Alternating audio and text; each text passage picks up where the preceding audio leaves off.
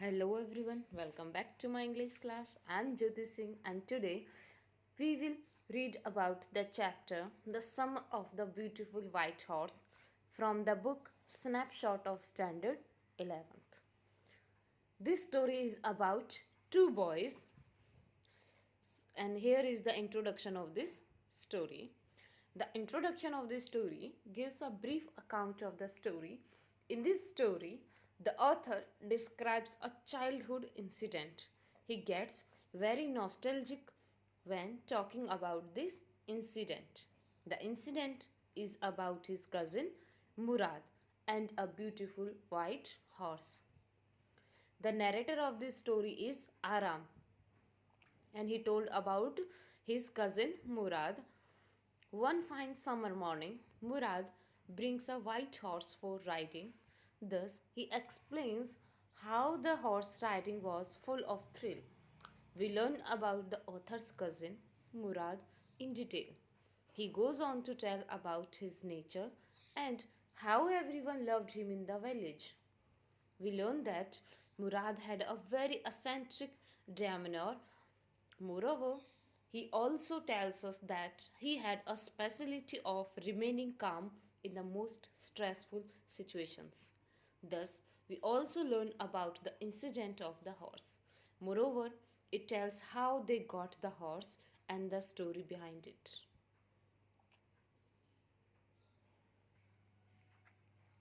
The Summer of the Beautiful White Horse summary. Here is a summary of this chapter. Before we read the chapter, let us know about what is going on in this chapter. What are the matters we discuss in the chapter? So let's see. The Summer of the Beautiful White Horse revolves around two Armenian boys. The boys belong to the Garogalian tribe. This is the tribe which they belong. We learn that even though they were poor, they never sacrificed their honesty. In fact, even in the worst of situations, they were always honest. These two boys belongs to that tribe which is always honest and they can sacrifice anything for the sake of honesty. Similarly, the boys never steal or lie, whatever the situation may be. This story describes the particular incident about the white horse they once got. Aram is the narrator. Aram is 9 years old and his cousin Murad is 13 years old.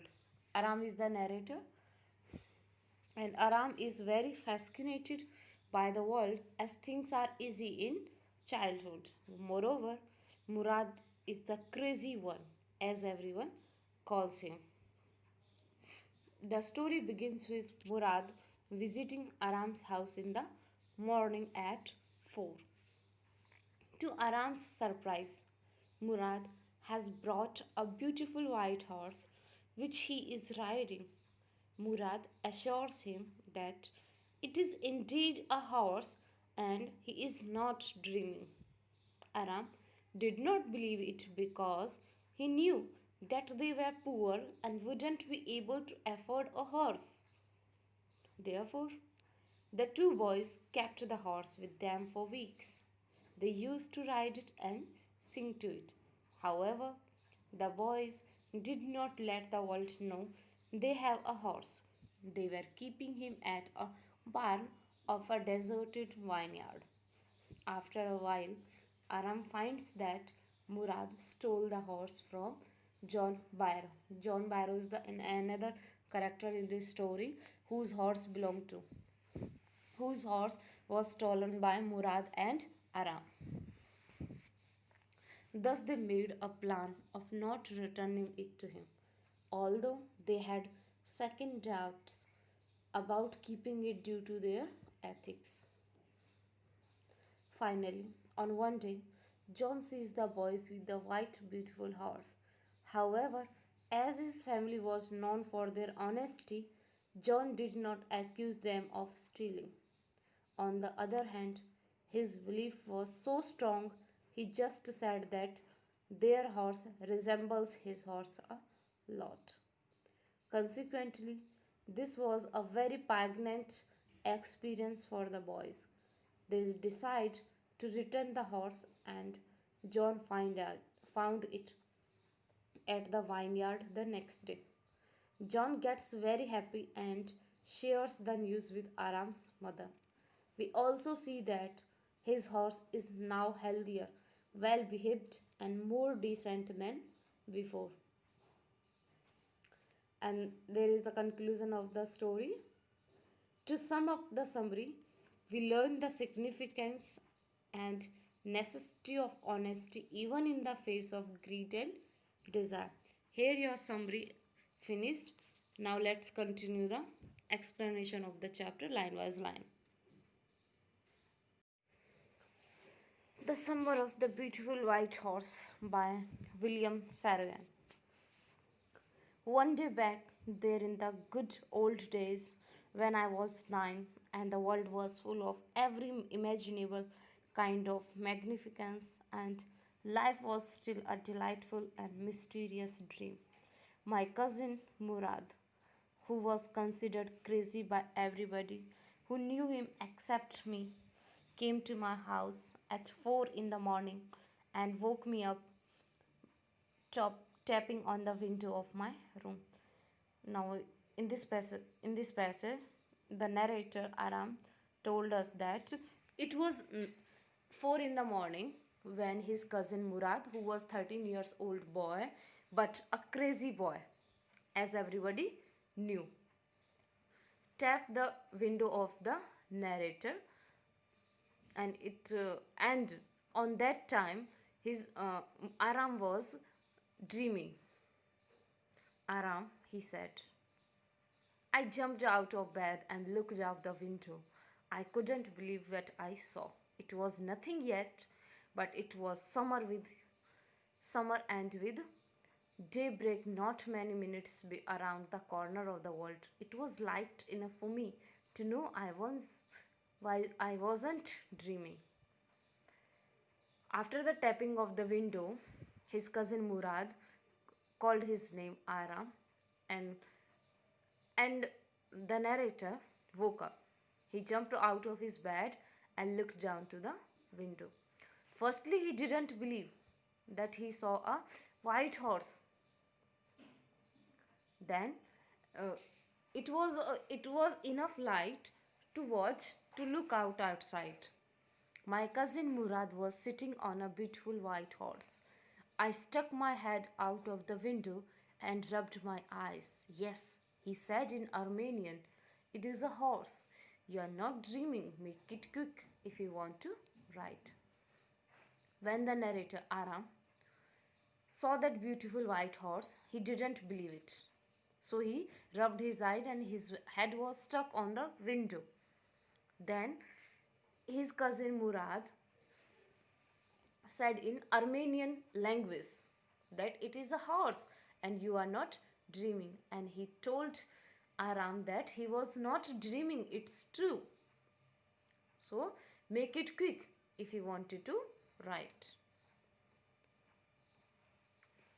Next, I knew my cousin Murad enjoyed being alive more than anybody else who had ever fallen into the world by mistake.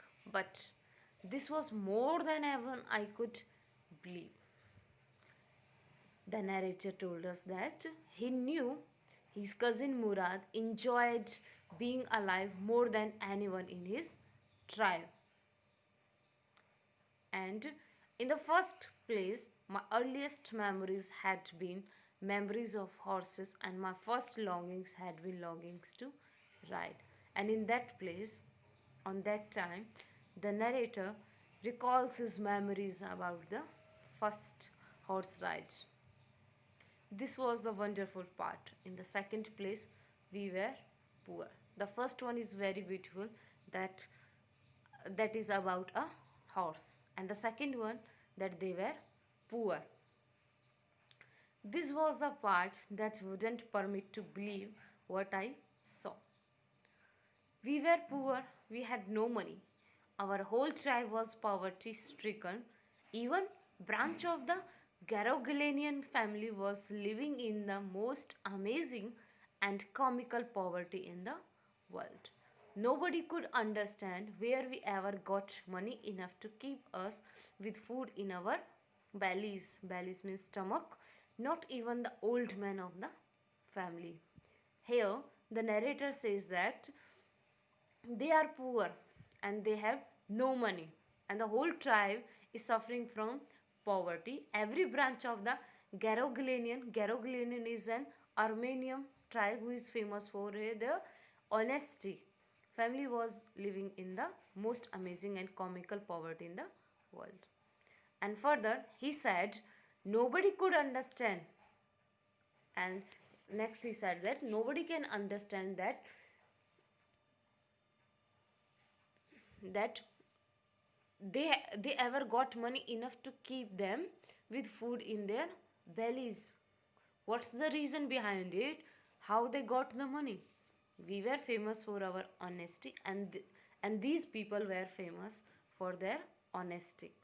We had been famous for our honesty for something like 11 centuries. They are famous for over 11th century. Even when we had the wealthiest family in what we like to think was the world, we were proud first, honest next, and after that we believed in right and wrong. None of us would take advantage of anybody in the world, let alone steal. Next, he said that they are rich in their ethics. They never take advantage of anybody in the world. Next, consequently, even though I could see the horse so magnificent, even though I could smell it so lovely, even though I could hear it breathing so exciting, I could not believe the horse had anything to do with my cousin Murad, or with me, or with any of the other members of our family, asleep or awake, because I knew my cousin Murad couldn't have bought the horse, and if he couldn't have bought it, it must have stolen it, and I refused to believe he had stolen it. Further, the narrator explained that the horse was so attractive, was so magnificent that he could smell it. It was so lovely, even though he could hear it, hear its breathing. And he was so excited that he couldn't believe the horse had anything to do with his cousin Murad, or with him, or with his any other members of the family, asleep or awake, because he knew his cousin Murad couldn't have couldn't have bought the horse, and if he could not have bought it, it must have been stolen it. So he refused to believe he had stolen it. Further, no member of the Garogalian family could be a thief, and no other member in the Garogalian tribe was a thief. I stared first at my cousin and then at the horse. There was a pious stillness and humor in each of them, which on the one hand delighted me and on the other frightened me. When the narrator stared first at his cousin and then at the horse, there was a pious stillness and humor in each of them. On the first hand, the narrator was delighted, was happy to see the horse, but on the second side, he was frightened about their tribe, because they were poor, but they are rich in their ethics. So he was frightened. If anybody saw them, they will rebuke him. Murad, I said, where did you steal this horse? Further, the narrator asked Murad where did he where he had stolen that horse. Leap out the window, he said, if you want to ride. Instead of giving the answer, Murad instructed him to get out from the window if he wanted to take a ride. It was true. Then he had stolen the horse. There was no question about it. He had come to invite me to ride or not, as I chose.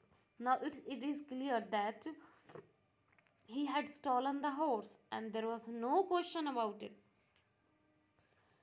And Murad had come to invite the narrator to ride or not, as I as he chosen chose.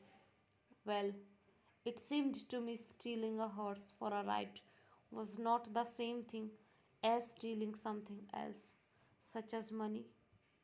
For all I knew, maybe it wasn't stealing at all.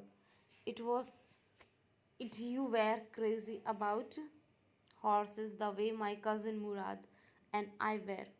It wasn't stealing. It wouldn't become stealing until we offered to sell the horse, which of course I knew we would never do. Let me put on some clothes, I said. Then he said, Let let him put on some clothes. All right, he said, but hurry. Murad replied, Okay, but do it fast. I leaped into my clothes. I jumped down to the yard from the window and leaped up onto the horse behind my cousin Murad. That year we lived at the edge of town.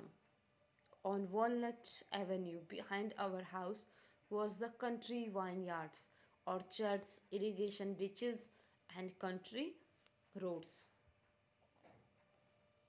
After then that he leapt on the window and he leapt up onto the horse behind his cousin Murad. And that year they lived at the edge of town on Walnut Avenue where they lived. Behind their house there was the country, vineyards, orchards, and irrigation ditches and country roads. In less than 3 minutes, we were on Olive Avenue, and then the horse began to trot. The air was new and lovely to breathe. The feel of the horse running was wonderful. My cousin Murad, who was considered one of the craziest members of our family, began to sing. I mean, he began to roar.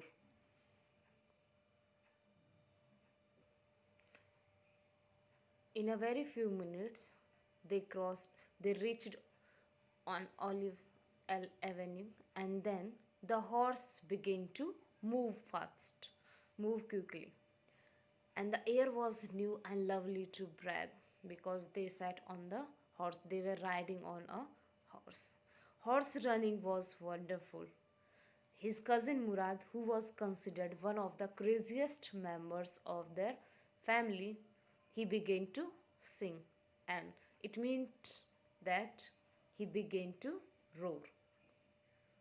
Every family has a crazy streak in it somewhere, and my cousin Murad was considered the natural descendant of the crazy streak in our tribe.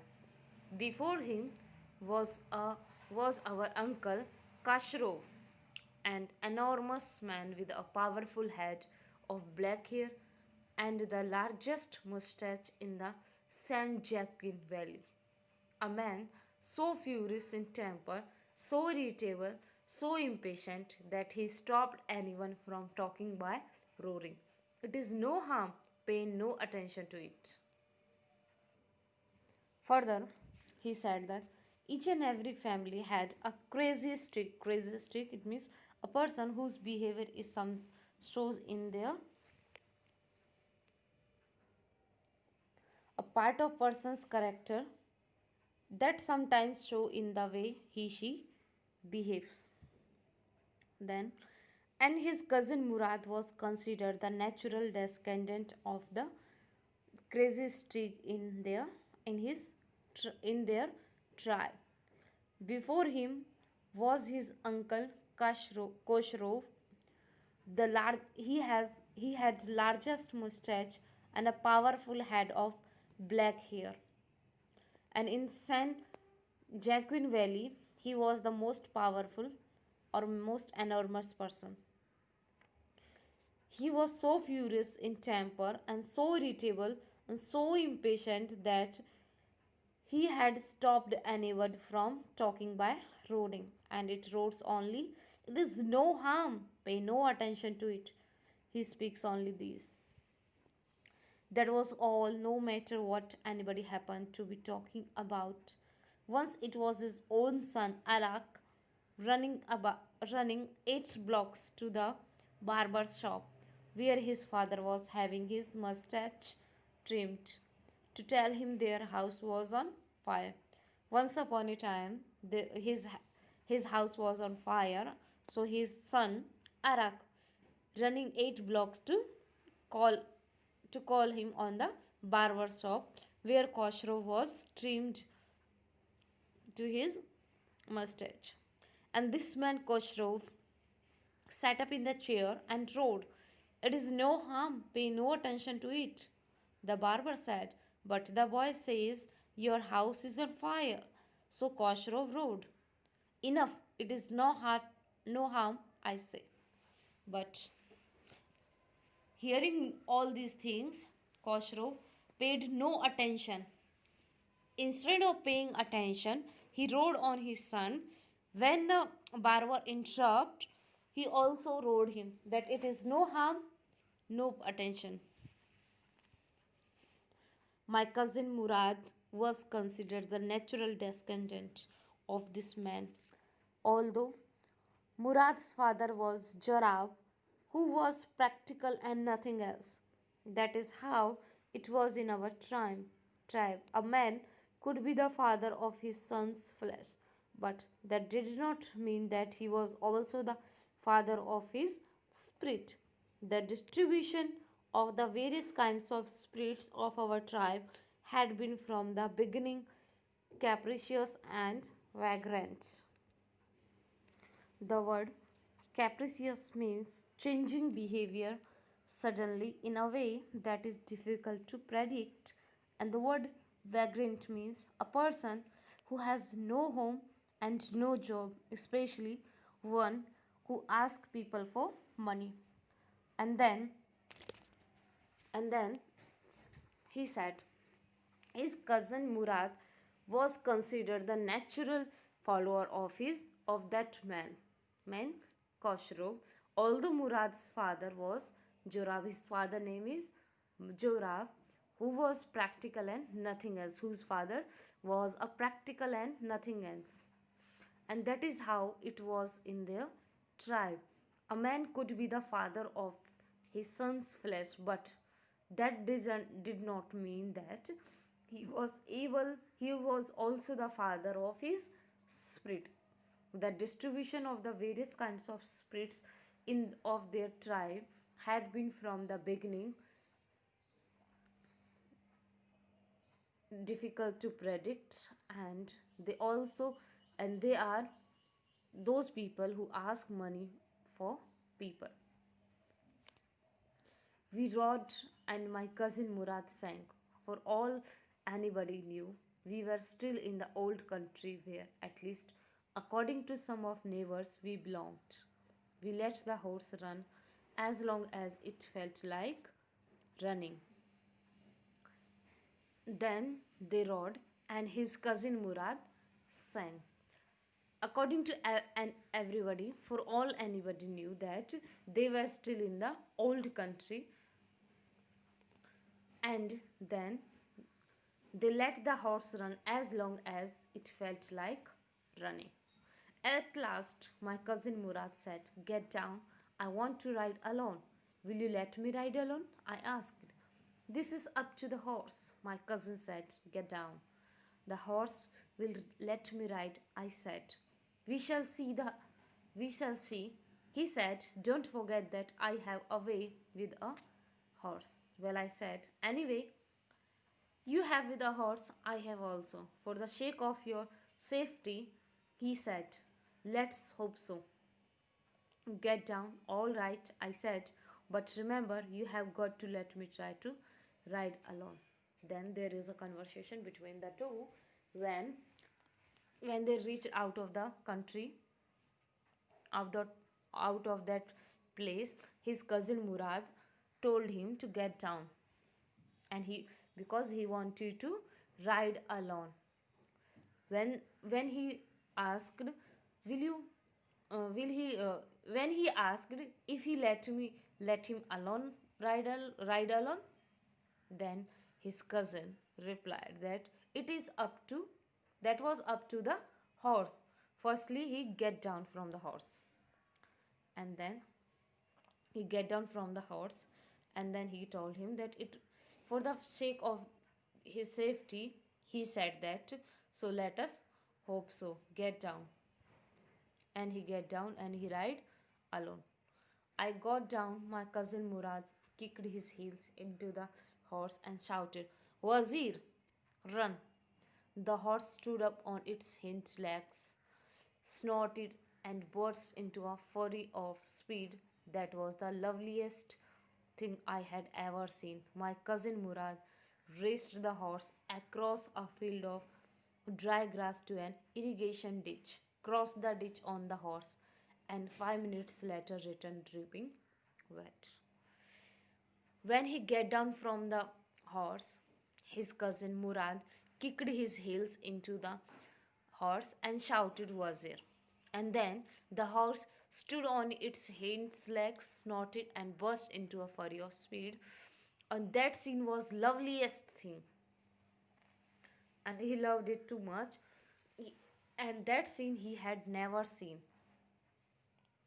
His cousin Murad raced the horse across a field of dry grass to an irrigation ditch and crossed the ditch on the horse. And after 5 minutes, he come back.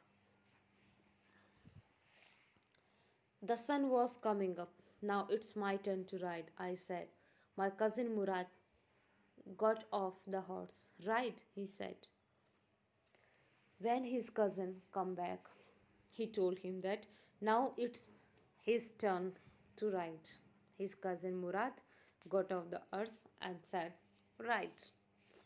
I leaped to the back of the horse and for a moment knew the most awful fear imaginable.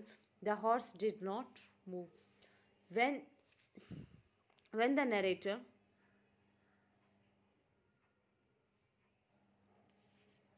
leaped on the back of the horse, the horse did not move. Kick into the muscles, my cousin Murad said.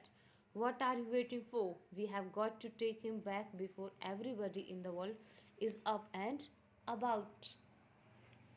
And then his cousin Murad instructed him to kick on on the muscles, into his muscles.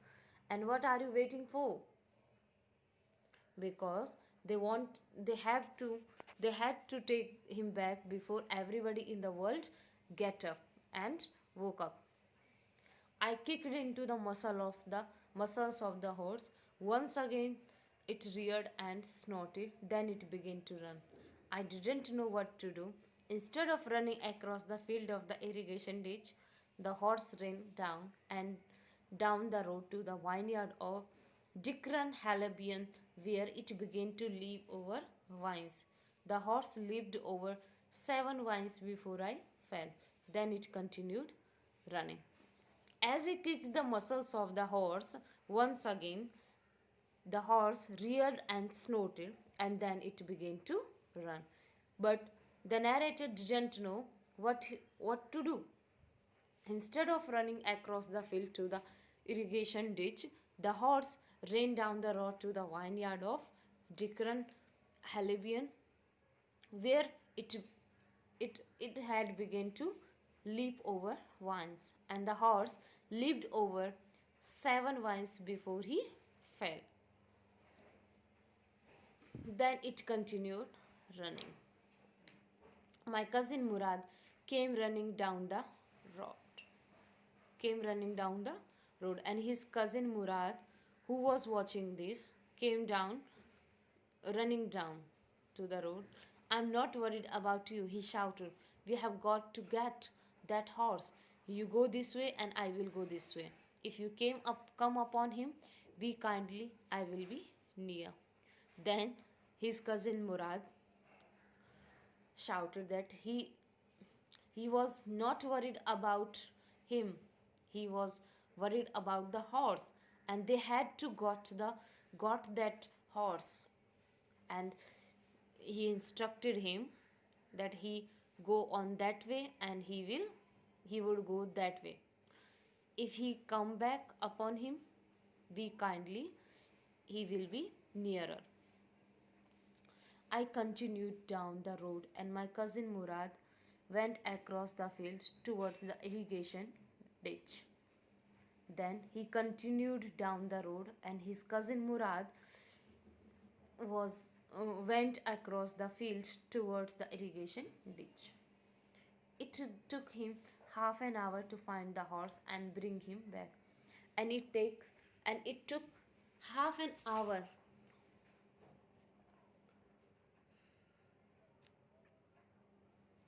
All right, he said, jump on. The whole world is awake now.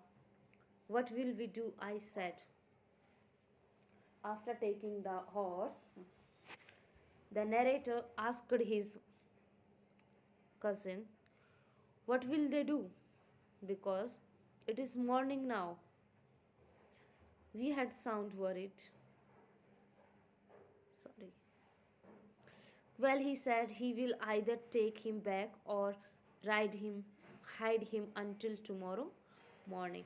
He didn't sound worried, and I knew he had hide him and not take him back. Not for a while, at any rate. And then he said that the voice of his cousin doesn't did not look seems worried. He knew that he would hide him. He would hide the horse, and not for that time, but for any cost. They had to hide the horse. Where will we hide him? I said. The narrator asked where they will there they will hide him. I knew a place, he said. He knew a place.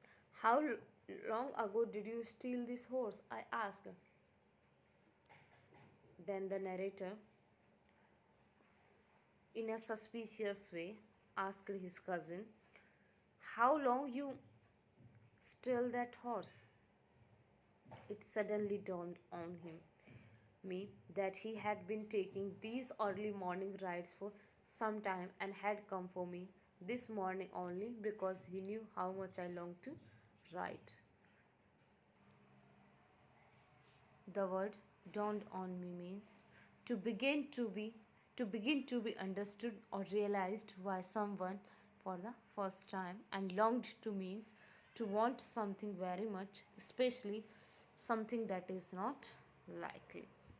And in this passage, the narrator said that it is suddenly he began to understand that he had been taking the early morning rides for some time and had come for me this, and he had come to him for that morning only because Murad knew how much he longed to ride, how much he wanted to something very how much he liked to ride.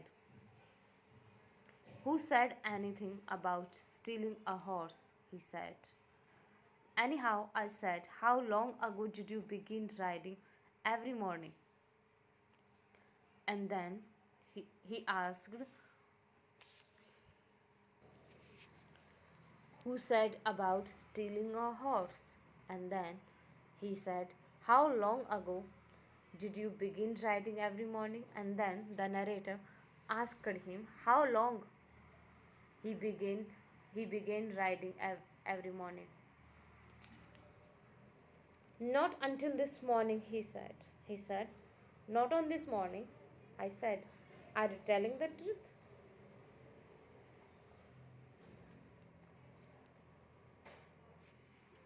Before this morning,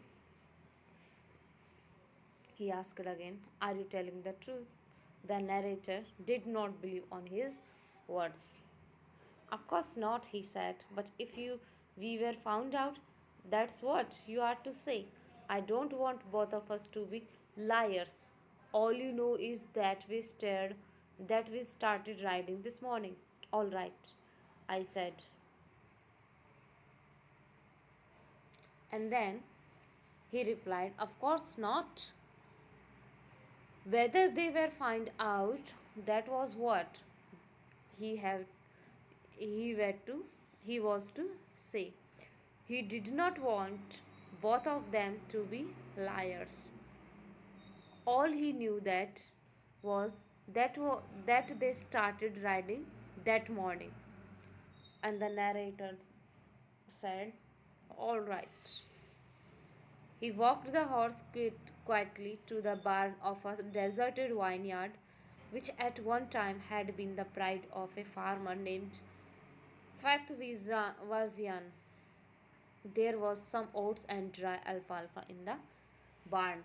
And then Murad walked the horse quietly to the barn of a deserted vineyard who belongs to the farmer Fatwazian.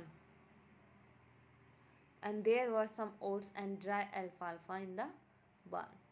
We began walking home, and then they began walking to home. It wasn't easy, he said, to get the horse to behave so nicely. And he said that it was not an easy task to get the horse to behave so nicely. At first, it wanted to run wild, but as I have told you, I have a way with a horse. I can get it to want to do anything I want it to do. Horses understand me.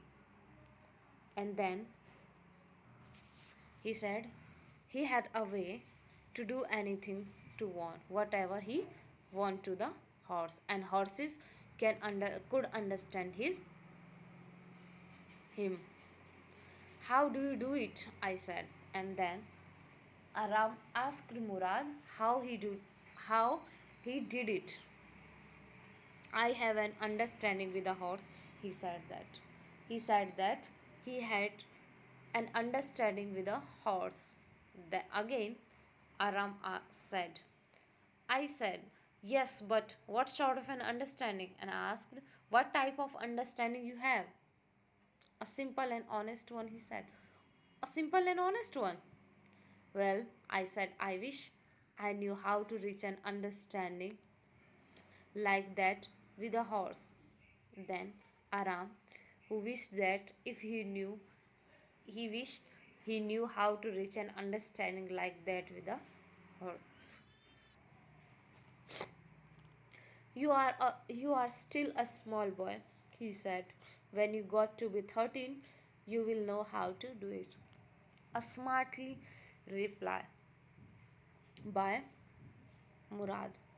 He said that he was a still small boy when he became to be when he is 13 years old.